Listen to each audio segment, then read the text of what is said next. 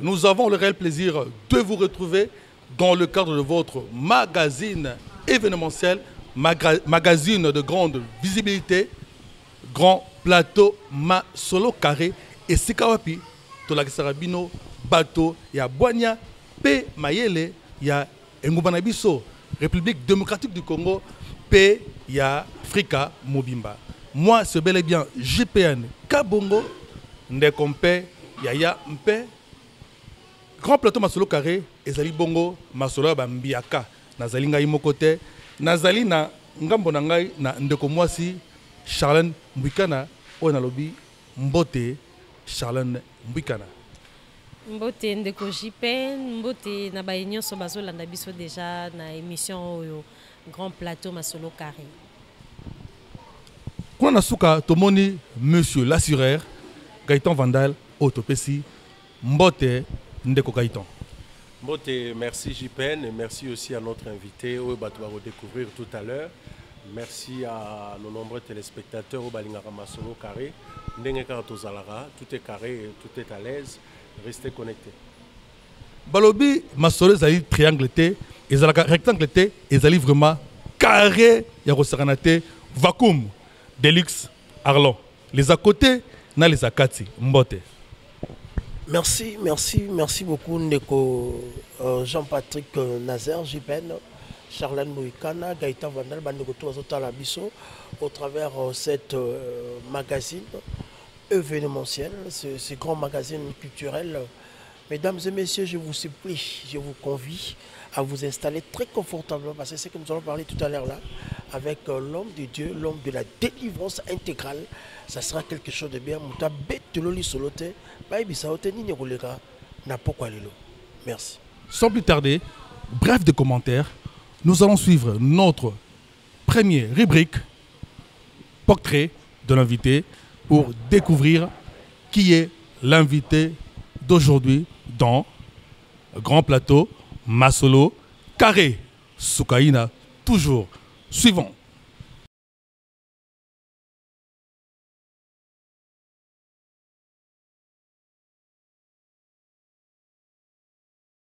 Merci à la réalisation.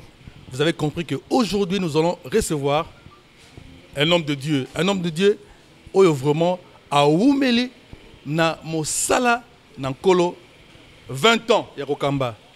Ministère na Yemoko, mais appel à Zuyango, plus de 20 ans déjà. On l'appelle l'apôtre Chubin, à qui nous disons bonjour apôtre. Bonjour JPN. Bonne santé. Par la grâce du savoir.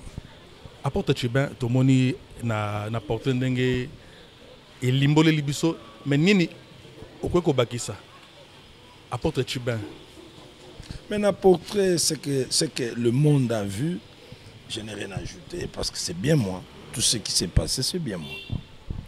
Proche et artiste et musicien, Yomoko, un ancien artiste, musicien, parce que vous avez joué instrument moko mon nene na musique na biso tebete sokotika. Apôtre Chubin appelle na yo et banaki boni. Ok. Bon, mon appel, c'est depuis l'âge de 14 ans. C'est-à-dire, moi, j'ai reçu le Seigneur à l'âge de 14 ans. En mettant aussi la maître na bandal. Non, ça c'est venu. Donc, Tangu na salaki naufrage na foi. Donc, c'est dans le parcours de mon histoire. Mais j'ai connu le Seigneur à l'âge de 14 ans, dans les années 81. Les années 86, il y a eu problème dans notre groupe de prière suite aux problèmes politiques. Bakanga Kiango, Bakangi conducteur et tout, tout ça qui est un peu dispersé.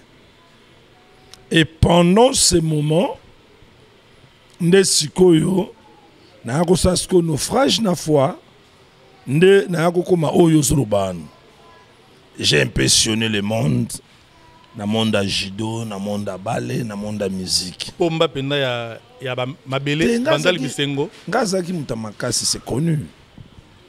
Sport nanga na salaki, mutu nyonso yo aza vraiment na bandal il y a ba génération na biso ti koleka biso baleki pe ba yoka masolo toyebi bato babanda ko bima makasi na bandal opena ba kwafaki neti ba vie John ba vie Mani ba Capoise ba Chiko Sengo Chima et ba sebele donc influence il y a maître Chiko Sengo Chima ndeko na yo nde pour ça que yo pe okoma deuxième Chiko Sengo Chima na bandal non et sa famille Chiko Sengo Chima mon oncle salue là où tu es depuis Semboto depuis Paris ouais, donc ngai na koli j'aimais les sports non betabal nga sali jujuchu na samu mke makasi ezaka makila esali pe ke oncle pe abimi na ndenge na ye alors ngai na ko mape na ndenge na nga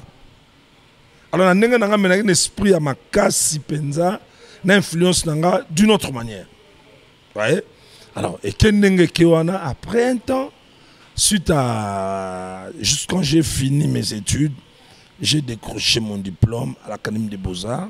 C'est là aussi j'ai fait la musique. J'ai joué la batterie. Étant donné comme on a supérieur, il fallait qu'on a voyagé. 2 ans on a voyagé. Pendant ce temps, et à la grand frère Nanga, c'est school que je salue, il est toujours en France.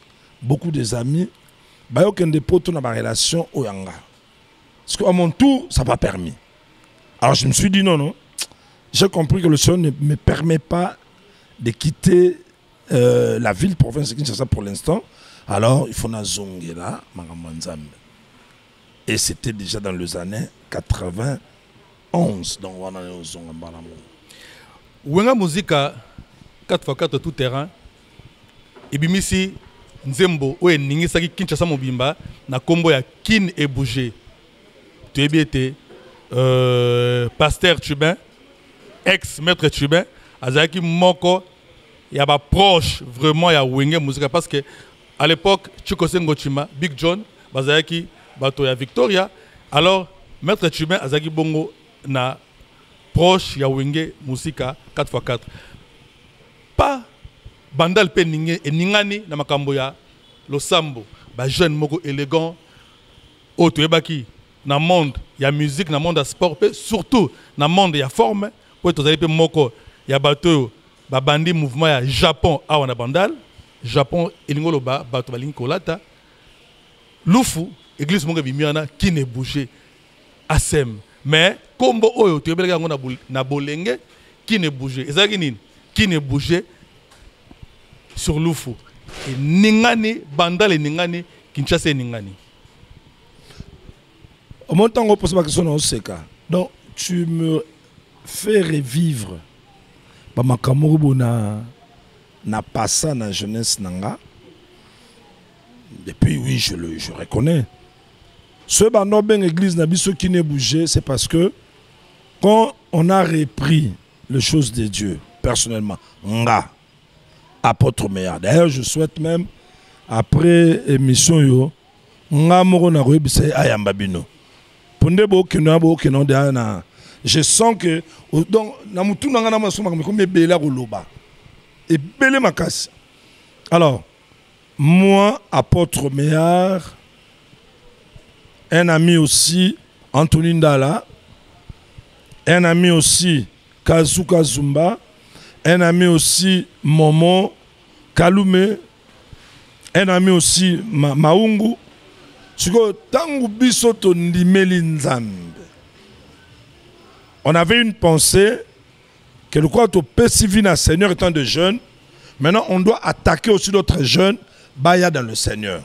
Et Dieu nous avait fait grâce, bah jeune et belé, baya qui, tant bah tout baro mon asko que bah jeune élégant au bah lingi bilamba, le yenga bandal bah bongo limitema, na van ya bah chibena bah meilleur, bah nyonso bah yé siko église. Et pendant ce temps, si moi j'ai étudié avec Ebonza, bébé, Adolphe, Tata Mobich, que je salue en passant, et j'ai resté et étudié avec Jibem Piana, c'est lui qui était vraiment mon meilleur ami, à ton on me dit pourquoi. Il était. L'histoire fait pas, les autres qui n'en a passé. Mais il est mon ami jusqu'aujourd'hui. Ah bon. Tu dans ça l'émission, yo, il est mon ami ti lelo. Tokomani pelo na tongo, tomani lobidon. Je suis en très bonne relation avec lui. Ti lelo. Alors, Weranson, il y a beaucoup de tout. Tous Vanda, tous sola. Blaise Boula, pareil. Tous Vanda, tous sola. N'a même loin, Marie-Paul. Donc, Wenge Musica, il y a 4x4, le coup la masolo carré. Wenge Musica, ce sont mes amis. Ton Vanda, tous Olia, tous Omela. Si musique est ali, to kota, ce peut changer la mezali, to salape, mudungu, et les kainang. En tant que si tu es sambela, 20 ans à jeunesse, ne ekonota qui église na biso na komboya, qui ne bouge. Merci beaucoup, Pasteur Chubin. Tu peux maloba na maman Charlène. Moi, tu profites, tu peux ça mbote na apôtre Meillard, Wazali Bongo Awana Kinshasa. Tu peux se mbote à Rosalapé prochainement. Invité na biso Awana ma solo carré grand plateau. Charlène Bukana maloba omboka yo.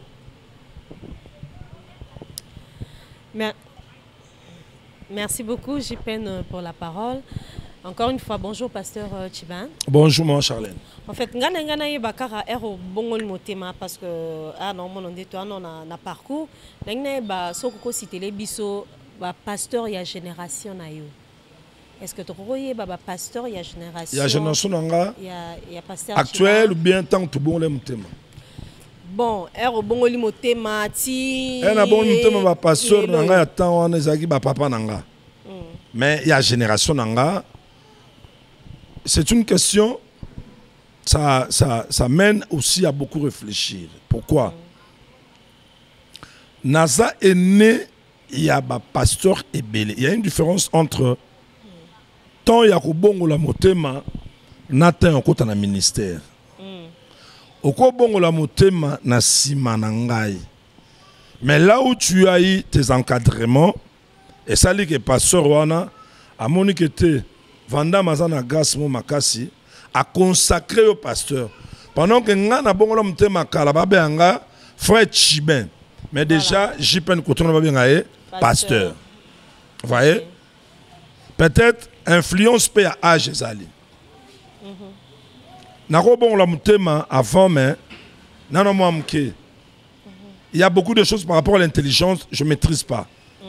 Mais ce que Yo Bongoli Mtema, déjà Mukolo. Il y a beaucoup de choses par rapport à l'intelligence, tu maîtrises. Tu as beaucoup de facilité d'aller rapidement par rapport à moi qui suis encore enfant, en âge d'abord. Il y a des choses que tu ne maîtrises pas par rapport à l'âge, par rapport à l'intelligence, par rapport aussi à l'expérience. Il y a vie. Alors, pendant que nous avons la moropo, na même diapason par rapport à ta question, bah passer à la génération nanga. Pasteur Meillard, apôtre. Je prends. On dit Kimi. On dit Kimi. Il y a génération dans la pena.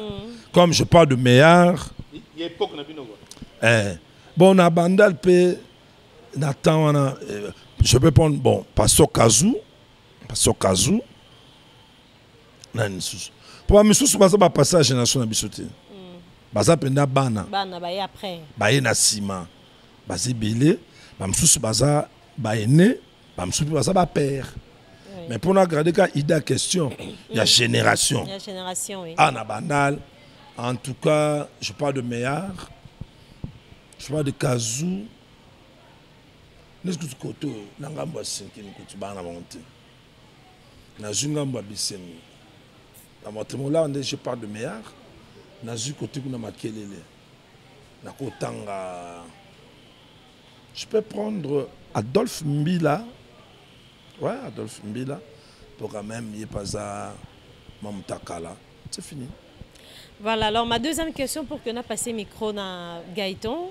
Le pasteur Chibin, Sokoro, Sabiso, Sassem, ils ont représenté Nini Pona. Sassem, c'est quoi? Assem plutôt. Assem, ministre, c'est mon église là où j'ai repris la vie de Dieu par rapport à mon parcours.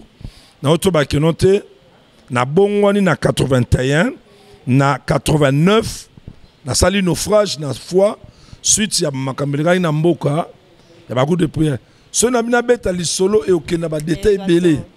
Alors ASEM Ministries, paix à son âme, mon père spirituel, le docteur en divinité Ngoyangouba, c'est vraiment un papa qui m'a fait découvrir Makambo sur le ministère. Comme je disais tantôt, au Kobon l'amtema, mais par rapport à âge, il y a ma sous maîtrisité, l'intelligence. Surtout un peu la colis, c'est l'apôtre meilleur qui m'avait invité dans l'église ASEM. Alors, quand on a repris ma ramanzambe suite à kouraté ba voyage à Poto, nous avons prié la porte de brebis na balari. Quand j'ai raté 2 fois, je me suis dit non. Na bela relation na zanango, na kepa o esimbite, na kepa o esimbite. C'est que kola lingelinga makambote, na tika na fandi, na ko répondre na ASEM. So le docteur Ngoyangouba, même son style de prêcher, sa façon de parler, en tout cas, pour moi, ASEM, c'est une référence au Nakobo Sanate. Jusqu'aujourd'hui, je vais être sincère dans le monde, il y a d'autres mots que j'utilise quand je prêche. Pour la première fois, Papa Sengoy. Pour la deuxième fois, Papa Sengoy. Pour la troisième fois, Papa Sengoy. Tinga Morope Komiyanga, pour la première fois. Donc ASEM, c'est ma maison que je ne peux jamais oublier. Voilà, merci beaucoup, Pasteur Tchibin. Je crois que tous avons un parcours avant de plonger vraiment dans 20 ans il y a ministère nayo. Avec JPN, on a partagé l'expérience de l'époque avec vos anciens amis. Yaibandeli, on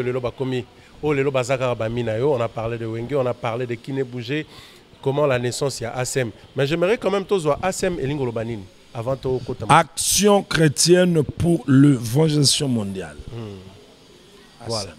Donc, 20 et bandaki na Kine Bougé, c'est-à-dire une génération de hommes de Dieu, à époque Mogoboye, où on ne pouvait pas penser. Une génération de jeunes, de bandales. Des bandales. Où on ne pouvait élégants, propres. Voilà. Où on ne pouvait pas penser que Bakoko Zalaba, Basali Nzambe. Voilà. Mais Bakomi Basali Nzambe. Mais il y a Tikenga Makasi, on met première expérience à voyage à Poto et Simbité. Deuxième expérience, c'est Simbité. Est-ce que Nzambe Azaki réfugié ah oui, Simbité na batamata na makambo yo po. Ezaki réfugié parce que j'avais. Non. D'abord, j'étais chrétien. Ok. Et mes fondations dans la vie chrétienne, je l'ai eu depuis 81 jusqu'à 86. Ce qui a un problème, tu groupe de prière, bref, pendant 1 minute. Groupe de prière, M. Panzanaki, tu as une campagne, il y a frère John Locadio, un grand secrétaire de Dieu, patriarche, qui aujourd'hui est le docteur de la parole, a partout dans le monde, que je salue aussi en passant. Après ça, témoignage à l'époque, ça a drainé des foules et beaucoup de gens. Après ça, vie n'a pas encore. Si vous avez funda bisu, ton nom ça nango awa, na luka anseka awa, qui market non, qui marché ou na chibango et ça qui terrain. Si l'église est à 124 groupe de prière, au sali campagne de 1000 bandas, toujours instrument de louer podium. Dernier jour, balobi que tout ça va réunir à IDPS, deuxième partie. À l'époque de Mobutu, pour se rendre à la sanité, tu as un slogan, il y a Tatabo, Mamabo, et Tuebi. Alors, ce qu'on va en entendre, c'est Betty, Jeep, Soda, Yepo, Kangabiso, en pleine campagne, 3e jour. So, c'est la ce qui m'a à Mati, Barambiso, Mvoule Bandonoka. Vous les bêtiez à ma casse, ça va prier un colo. Et les Azaki Moutoko, l'anga, qui mboula, tout biso, tout romain, bah, il mais, mboula, quand même été. Allez, mobulu wana lobi nango nde baye bakangi bakambi nde bainstruire place ensemble ezalaki ndako ya ambassadeur ya Congo na France mais c'est moi qui ai à son âme à l'époque. Alors tant bakangi bongo tout elengani tout mosamera ba dimanche etc. Tito Panzani 91 skoyo tangu na sisi ba classe na meki liboso mamba poto ça pas marché. So mamba poto za organise na ye pa ya Vandam amemi maman boza 4 personnes mais yo tikali. Par exemple amemi 3 yo tikali. So na ye na maman Charlène yo memi. Na ye na Jipen yo memi, na ye na Delix o memi. So nganem na oya na bango kope pa na yo. Mais yozo ya yozo simba. So e komi tour na ngasko na zimbongo. Na yesu koyo premier pillage. Pas na ye sous deuxième pillage. Non non. C'est kolo alinga makambote. C'est pas parce que na kende poto tene na mamanza. Non non non non. Ngamo na cette lecture et puis Vanda Mazaka Vanda mais comment expliquer la tour nanga? Donc j'ai compris que non non. Le Seigneur avait compris que nous travaillé au Sala. Na Vanda na Zela. Je me rappelle quand on a bandé l'église 9 mois après la Afrique du Sud. Tout le monde savait que na Kimi. Ba Jipen tout, ba Goudé, ba Birik, ba na Kimi. Ah! Ça dit moins loco. T'es le côté, c'est la côté loco Kolo Kaka. Nake, je fais pour la première fois. Au commis Afrique ici des en tout cas vraiment qui tourne au bateau baebi. Mais j'avais le visa de 1 mois, dans ces 2 semaines dans Zongi. Donc pour dire que ils ont quitté pour mon bateau. Donc je pense que dans clair la question. Voilà. Les autres, vous allez avoir un problème Mogo avec le pasteur, c'est le problème il y a vocation. J'aimerais un peu comment reconnaître Yosa Mosen Nzambe avec toutes ces années où Yosali dans la chose de Dieu. On parle aujourd'hui de 20 ans. Comment reconnaître na Katia Moto une vocation? Avant la toute dernière question à passer parole à Mutu oyo Nzambe a bengi. Et l'autre à Liboso. C'est une question, je veux m'efforcer de résumer, bien que avec le temps d'éclairer le monde qui nous suit en ce moment, ça serait un peu difficile, mais je vais quand même arriver. Couper ça, moi, penser. Moutou a une vocation Nzambe. D'abord, les gens vont contester que Nzamba bengi. Maintenant, sa vocation, son travail, son appel sur le terrain, c'est là où que les gens vont dire il y a solo Moutou Nzamba benga. Comme le Seigneur avait dit, Baye Baka Nzete Nambumanang. Merci Nabandego tout Talabiso au travers ces grands magazines, grand plateau, grand plateau, Masolo Carré avec l'homme de Dieu, l'homme de la délivrance intégrale, l'apôtre Chibangu, Gilles Toussaint. Comment on quoi Gilles Toussaint. Maman tanga botaka sepé ko peso kombona. Mosantu na nyonso. O sepé na kombona makasi. Makasi. Na tiko ka parcours na yo awo. Na nyonso o tikoloba, o bandeko ba tikoloba, o yo sali tout au long ya parcours na yo. Ba makambo o yo o sali. Sozo komi tala yo moko. Que penses-tu de votre personnalité? Et puis de deux, s'il y a à refaire na 20 ans de carrière ya ministère na yo. Olinga osaka mosali ya Nzambe to ko lukabe métier mosusu po yebo osala. Ah non. Une très bonne question, c'est-à-dire ce n'a comprendre question malam. S'il y a à refaire. S'il y a à refaire. Au Sénégal osaka de Thomas Chiba. En tout cas, ou bien au sabe comme mosusu parce que aspect ça charisme ça. Osoko décaler. Je peux te dire. Dans ce pays, s'il y a à refaire, je resterai toujours. D'ailleurs, nous souhaitons Bon, le Seigneur avait permis nos frères Joana et Afoi et Salama pour nous découvrir qu'est-ce que le monde, la vanité à monde. Alors, s'il y a à refaire, non, ça va frère Tchiben, pasteur Tchiben. Pasteur Tchiben. Ce qu'on a parcours, nous avons tout le temps, nous avons na kati ya pièce na yo tant ozomona ba réalité au monde anima ba réalité au sai na vie na yo ba makambo kutani na ngona vie na yo. Que penses-tu de votre personnalité? OK.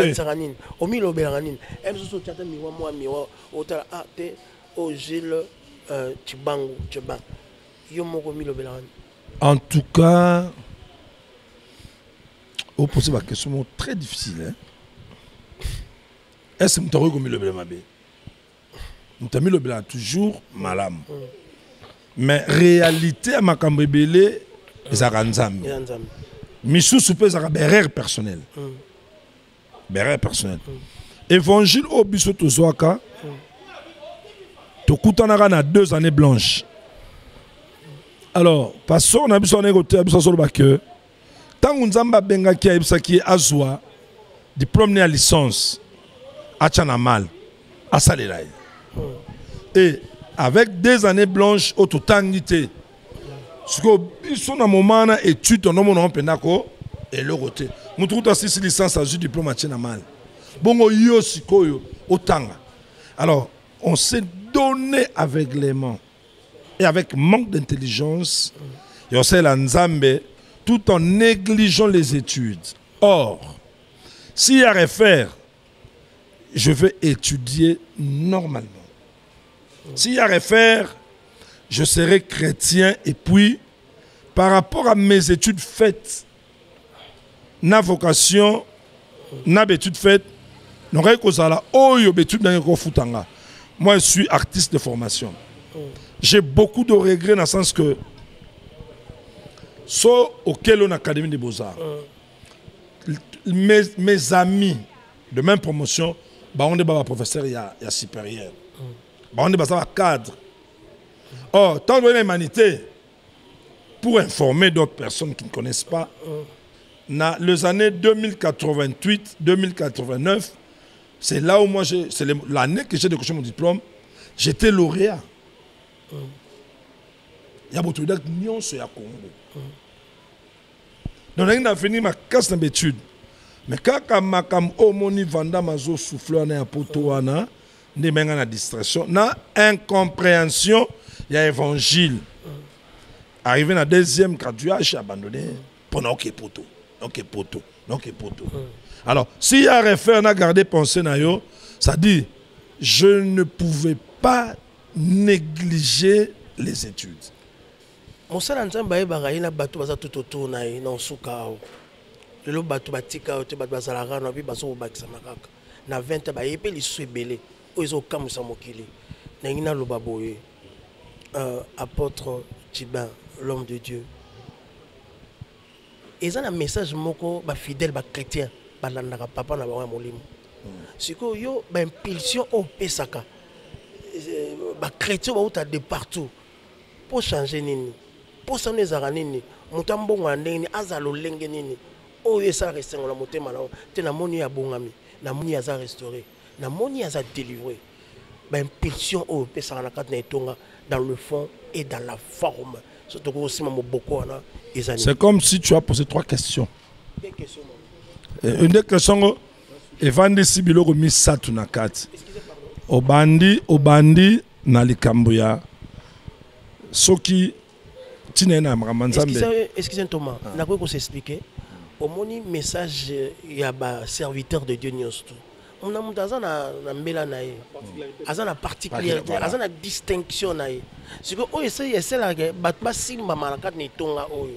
Oye kangi batouana nyostu pendant 20 ans. Dans le fond et dans la forme. To simba nini, impulsion wana. Là maintenant j'ai compris. OK, merci. Donc batou soki n'a vu introduction dans ce pays nango. Depuis que je suis dans le Seigneur, d'abord koko nanga nazaki mutabatu. Tant on a eu Banzambe Kosela Nzambe, la preuve, ce n'est pas une église au Okamba. Ce n'est pas une 150 bien 200. Au Ngamon Okamba. Or avant je n'avais pas ça. Donc c'est pas que ça. Dans le quartier, c'est ça. Dans le quartier, en tout cas, de nature, je n'ai pas de problème avec les gens. Si on a sali des émissions et belé dans diverses chaînes, il y a Congo, il y a YouTube. Donc, on a évité par rapport à un message.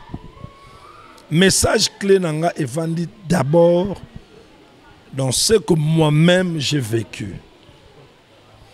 Parenthèse, comme Soussou, na si pas machin na ville, na koutani na Pasteur Vernon.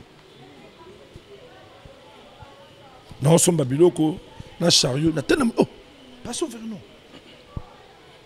Na yoki na kat nanga ba père ba sel musala makasi na mboka, na kenda prier le ngai pour na impacter ministère nanga. Wanda na bande église ka. Na bangi. Na mina couloir mususu na pour na biloko pa, na moni elisusu. Na bangi na ba papo ya ba François ya ko bande bomoni abande so mambebele ta on a obi masko pona kene na guichet pona futa to croiser ce qu'on a yé na mulongo na biate comme 3 fois il faut na loba bonjour pasteur bonjour bon je suis aussi l'un de tes enfants vu le travail que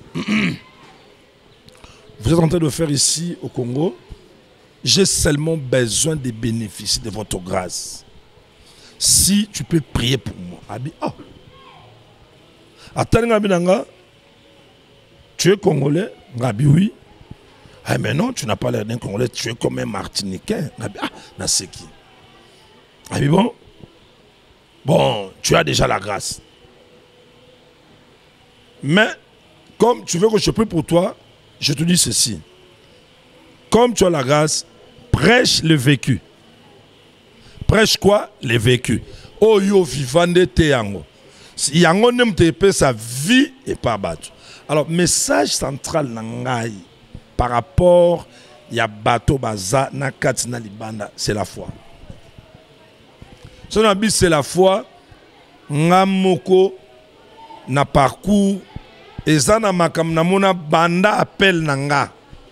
Ate okolongola ngondimate na kotsa kondimana batu et puis na profondeur le jeune na ebsa bango ne néglige pas les études ceux na batu nyonso mona o na mboko yo babonga bakara mutatanga tabongi mukeme la majorité batanga donc c'est ça la réponse. Merci beaucoup, apôtre Chibin. Jules Toussaint, allez-y comprendre. Dengue au limbo le libiso nakatia grand plateau ma solo carré tolobi ma solo zaka rectangle té et zaka triangle té et zaka obele carré dans ma solo moko ya sûr. Tokolanda deuxième rubrique nabiso coulisses. To découvrir Ezali Nini. Suivons notre rubrique coulisses.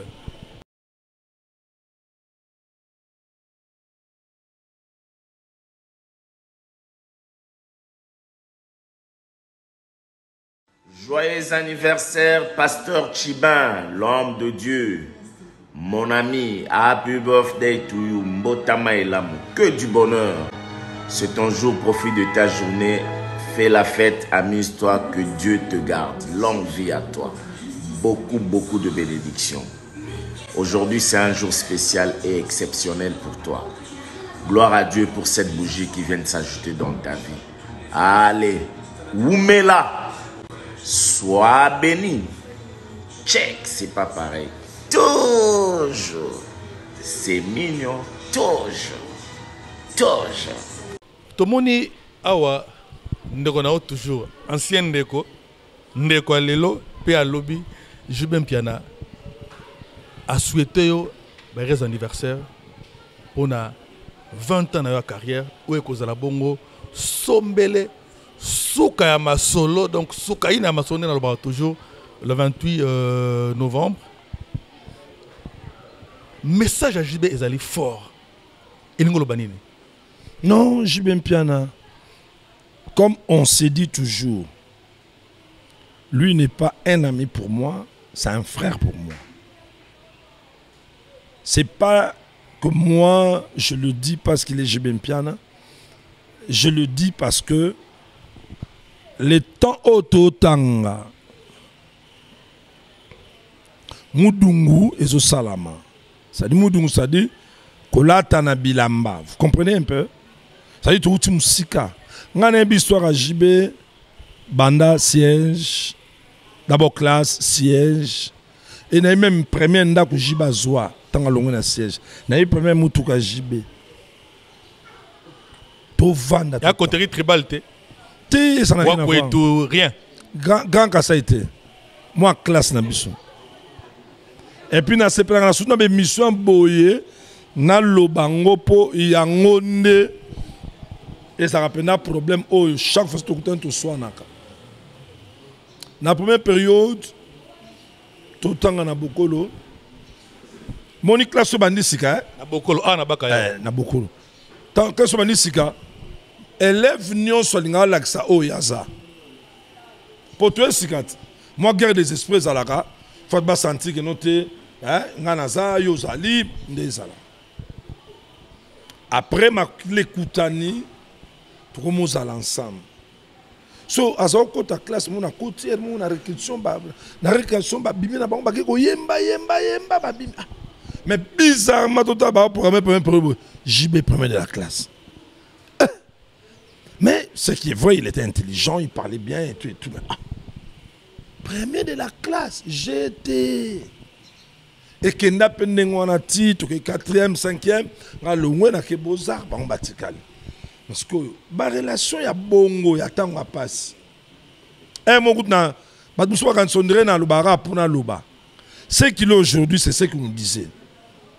Pendant qu'il était, il n'avait rien. Mais enfin, dans un siège, dans Dibambouma. Abichibe na zo ngana mboko ngana omata. Ngana mboko ba misembele boyo ka ba betal sur la jibe na mboko. Ya ki cité musalo kaka. Ano bango trop. Et sur l'année mission oyeba pena ki makambo mon frère le beza vrai. Na mona pe parcours na bango. Et je suis allé loin pour dire que babimi dans le néant.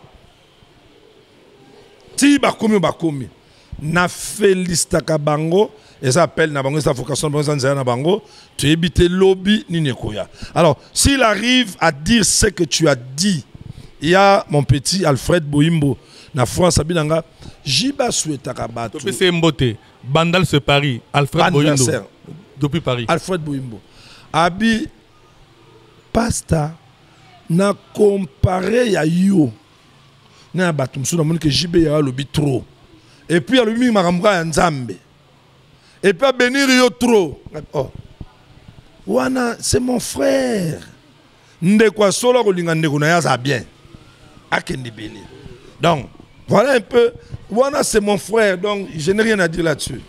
Alors pasteur Chiba nangana tuna question par rapport à JB Piana ninga souhaita kiyo Okoye ko expliquer peuple de Dieu nini par rapport à comment na yo na JB Piana que boza en bonne relation peu importe la relation boza qui non parce que non to bete personne na parcours boza ba miketi bokomi lelo bokoli ensemble. Alors pour na bateau bazo mona que un pasteur par rapport il appelle aux anango bozo marcher na même voie. C'est vrai que nenge balobaka non les musiciens baza batamasumu batabakisi batabasi alors comment on a que nenge loba mande ba traitera ba musicien bongo et que musicien atambola bongo na pasteur oyo et c'est qu'un pasteur azana vie morobo il faut azana nango ya droit chemin il faut que ti les lobozo garder ba bonne relation wana okoy ko expliquer na ba peuple de Dieu nini OM soya ba monara on dit ba beta mara libako. Ok, catégorie ya ba chrétien ou ba beta kalibaku eza penda faute na bangote eza ka ignorance. Ignorance due à quoi? Il y a mal information au bazu ou na ba pasteur na bango. Écoutez, les musiciens que nous appelons profanes avec les musiciens chrétiens. Tu bien profane pourquoi? Parce que bango ba yembelaka bikelamu les femmes, les réalités de la vie. En bien ou en mal. Les musiciens chrétiens chantent beaucoup plus pour Dieu. Louer Dieu et autre réalité de la vie, mais la solution, Jésus. Nazaki n'a pas si na mituni nzambe, tu vois, na suka nango nzamba big singai. Na banana n'a pas si na big singai. Mais so talisco musique yango moko. Et à 6 cordes. Guitare ba chrétien il y a 9 cordes des athées. Na guitare ba païen il y a 6 cordes. Les notes musicales sont toujours les mêmes. Yango ano ba on ba sala, yango surtout sala. Maintenant le problème, c'est pas toutes les chansons des musiciens profanes qui ne sont pas éducatives. Il y a des chansons oyo même epesa katoli neti ba nzemba ba bolingo. Batoli wana bolingo oya mwasi na mobali ndenge ezalaka pa paende mpe ezalaka pa chrétien. Il y a des bolingo te. So kota ba chrétien neskoyo ignorance na manque d'information, bazui spiritualité ba koti na kata bolingo. On na kata bolingo spiritualité zate.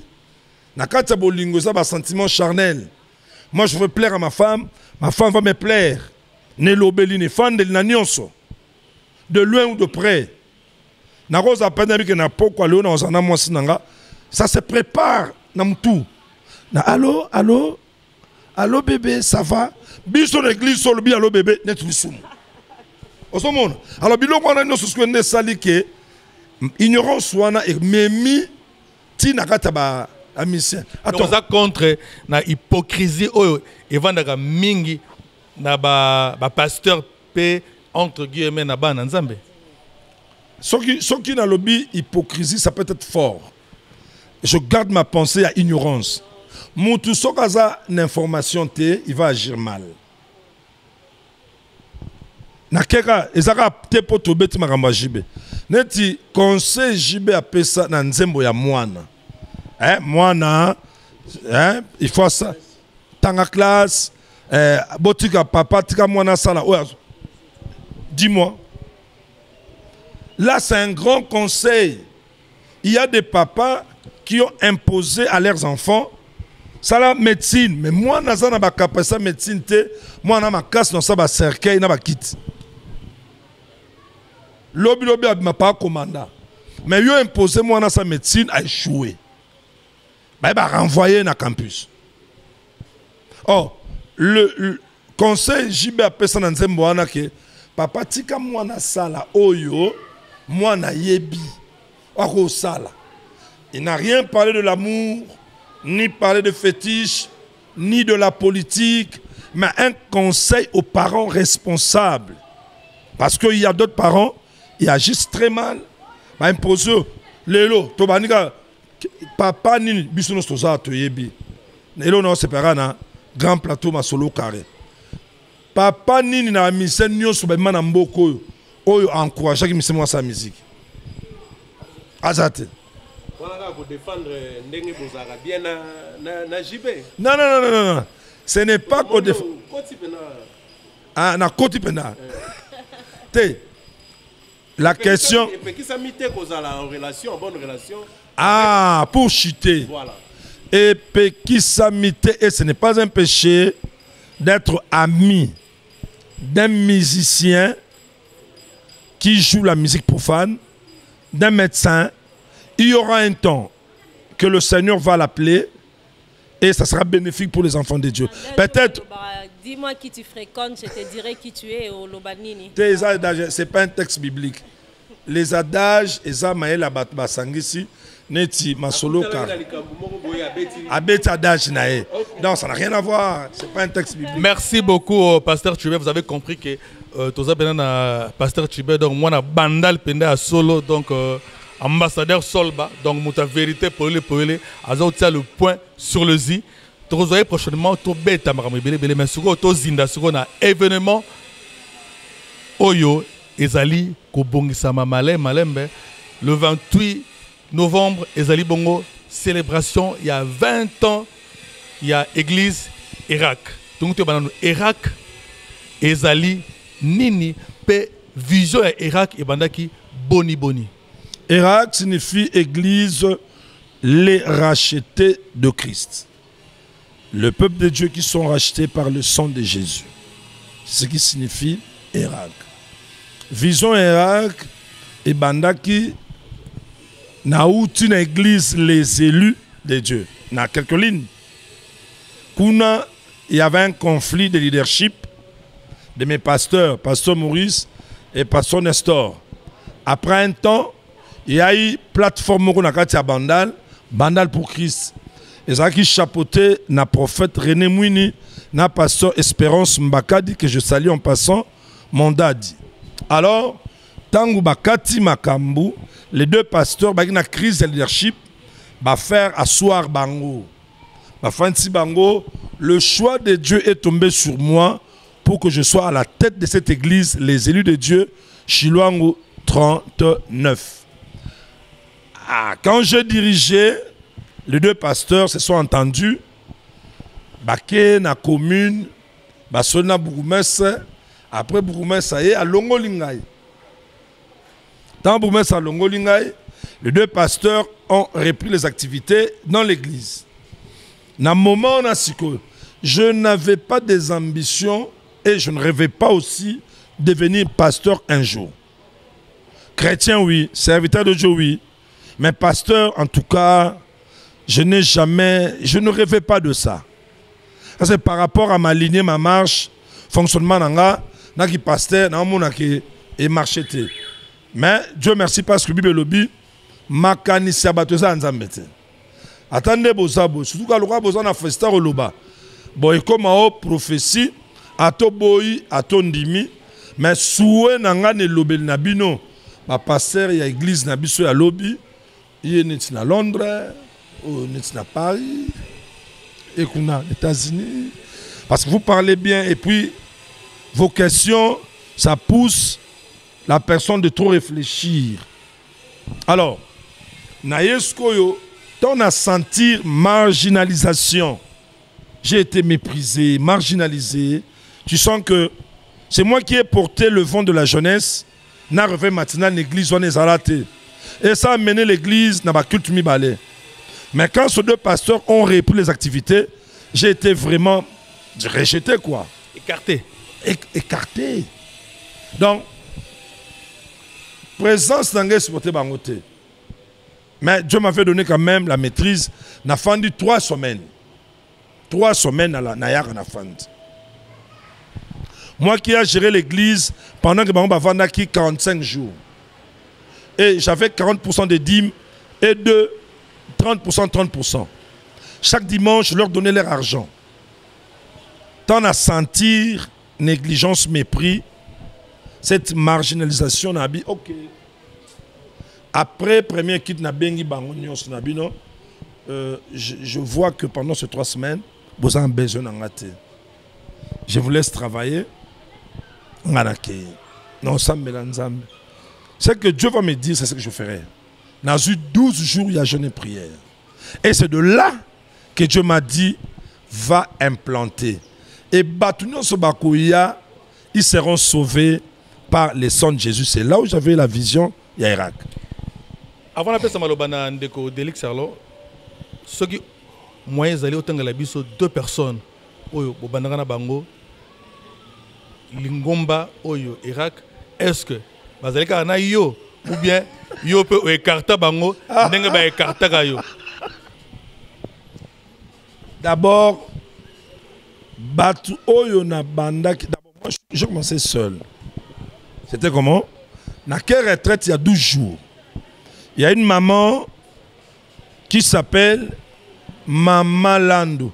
C'est la maman de la sœur Priscille Mobé, Junior Mobé. Maintenant, on a place en côté à prière. Quand je la pense, c'est la bande.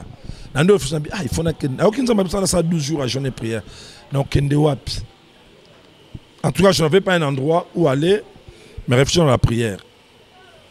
Junior Mobé est venu me dire, maman ayoki makambu na yo ya église. Alobina yebisayo, yaka obanda ba prière na deuxième salon. Aïna, na banda ba prière na deuxième salon na bango. C'est là où j'étais parti. Mon diminanga liboso, c'est ma femme, maman Nicole Konjinga. Il y a mon diminanga liboso. Tout ça, il y a dans la rapidité, donc à Zanika. Il y a mis balé moi en a débralé. Il y a mis balé moi en a débralé. Tout ça, n'est kaka. Mais na batoli banda, obayaki, net na famille wana, la sœur Priscille, on travaille na yeti, tamoko, azumwa ba faire na zo sala, mais elle est toujours ma fille. Na moment wana, apôtre Francky Kerok na France, Kerok, il est pas à qui, tiens qu'on s'appelle naé accueilli. Na même moment wana, il y a le pasteur Kevin qui est devenu pasteur ici aujourd'hui. Il y a le prophète Nathan qui est devenu pasteur ici aujourd'hui.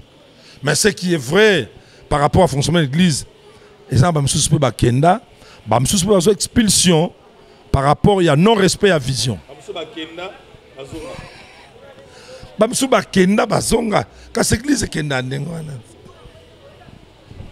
Merci beaucoup Thomas, apôtre Chibangu. Déjà, première édition, et le faire église, le faire première édition, au Isobanda du 23 au 28 novembre. Nande to comme déjà cité. Est-ce que vous résumez les bisous dernier événement et kozala dernier cette grande célébration et qu'on s'est passé batu baya lo lengen ndengenini et puis invitation ezaka ya bana ya yomoko to ezala ngopé sans limite ndeko pe ya songolo pakala akoki pe koya kozape ndambo o ya bénédiction bana les racheter ba bénéfice pour na Delix hein Thomas oui. Par rapport à l'invitation, oui. Tout ça, on a 2 jours, il y a conférence. Jeudi, na vendredi. Le 23, na le 26. Non. 2 jours. Le 25, na le 26. Le 25, na le 26, oui. On avait modifié, fait ça 4 jours, mais on avait modifié. Tu changeais l'invitation. Oui, déjà, ça pas battu. C'est pour 25 et 26. Jeudi, Oyo, na vendredi. 2 jours, il y a conférence. Nous voulons parler sur Dieu, l'appel, ministère et impact. Parce que ça n'a pas été belé l'élo. Il n'est pas appelé, mais c'est retrouvé dans la Manzam. Moussoussou, il est appelé. Au lieu de comprendre que je suis appelé non pour être à la tête d'une église, mais je suis appelé peut-être pour être à côté ou sous onction. Natchega nebo abino 4. Bogoye bisanga jamais que ndeza boye masolo carré da boule na biso tout. Tubanango biso tout. Non. Il y a toujours quelqu'un qui a commencé et il a associé. Bato a Monique ba na même morale, bako simbelo kuana ba tambana. Oyebi na chrétien. Et l'autre moment qui langa stars. Babani, les 7 patrons. On se boira bien sur ma patron. Oui, organisation. Et cause à laquelle, ma solo carré et abisso 4. Toi, tu peux te former, tu peux 4. Ma monteur, ma caméraman et tout. Ce qui est sûr, tu l'as démonté. Au moment où tu as déjà une idée, là. Mais si tu as une idée, et dans la misala mokili, et dans la nzambe, un conseil en passant, pour un leader nyon soaza awa, toi l'andabiso, fonctionne avec des gens qui vont facilement avaler ta vision, que de travailler avec des assoiffés de pouvoir. Mouto azara assoiffé de pouvoir, à quoi y a nasima, à coutonner l'eau qu'on est au mata, à luka lobby, Komaïgo, lobby wana alekayo, to lobby wana kobomayo. Alors, nenge musala e okende, yangono moni, mutumoka bengama na été, ma se retrouver kana manzana. Papa kuna au pasteur. Après 1 année, 2 ans, église Koufi. Lorsque vous parlez de 20 ans tolobela, je ne m'invente pas. 20 ans nanga onzamba sunginga toko kisa na mikolo mikoya awa, c'est jour après jour. Délix, c'est jour après jour, là il faut mettre l'accent. Ça dit, biso tu as le problème que tu sambelité, tu kangi, tu luka place, donc bandana banda le 22 novembre, tilelo, tu kangate. Donc voilà, c'est là que bah, tu faut bah, comprendre ndenge makamango tambola.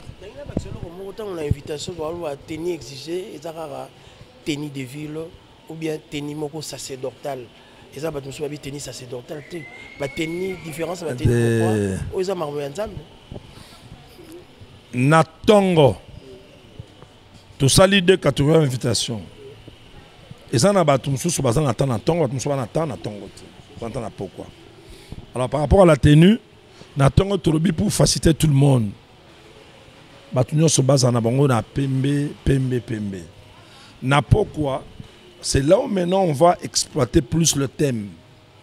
Il y a ministère, appel, na impact. Là maintenant, cadre les images qu'on aura, quand même faut ezala batumoko balati. Quand on parle de la ville, ça dit moi veste nayo, moi cravate nayo, mais sacerdotal, tam sous faut dans la école pastorale. Là, maintenant, ça montre le pasteur qui sont ordonnés. Parce que ce n'est pas tous les pasteurs qui sont ordonnés.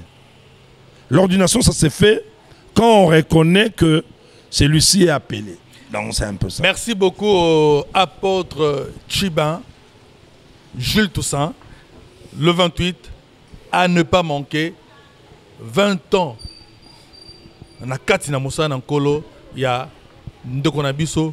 Kulutu Nabiso, Moninga Nabiso, Ya Nabiso, Papa Nabiso, apôtre Tchiban, Jules Toussaint.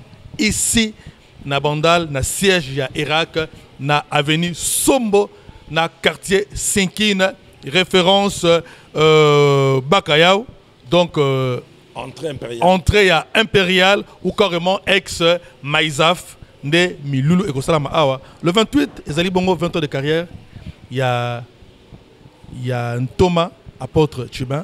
Le 28 Bezali, Miloulou, il y a premier jour à mariage, il y a Ndekonayo, honorable Serge Kaimbe, na Mami Mwando, Moiloba. Ah non, là c'est un grand mariage, Mariage Moko. Je dirais que on a souhaité ça, on a prié, parce que Moni. Tango mutaza ye moko aza incomplet. Tango Bali a commis complet. Et l'homme et la femme. Donc, comme on a l'élo honorable Serge Kaimbe, mon coach, et Mami Mwendo, et moi j'appelle honorable Serge Kaimbe le père de plusieurs, parce que Asungi Bilenge Ebele, encadré Ebele, au Bazako émerger makasi. Na musala ya télévision, journalisme, etc. Donc le banange ça que nzambe apambola bango bakende bazwa bakoko et bakoko ya bakoko na bango bakunda bango. Que Dieu vous bénisse. Heureux mariage. Suivez cette émission Grand Plateau Masolo Carré sur Bomoko Media, sur RTVS1 et aussi sur Magic Télévision, sans oublier Excel Media TV sur YouTube, voulais-je dire, et aussi HD, version originale, télévision, sans oublier Charlène Mbouikana, officiel TV et Solba TV. Le rendez-vous pour un autre numéro de votre magazine événementiel, Grand Plateau Masolo Carré, pour bientôt. Allez! Ciao.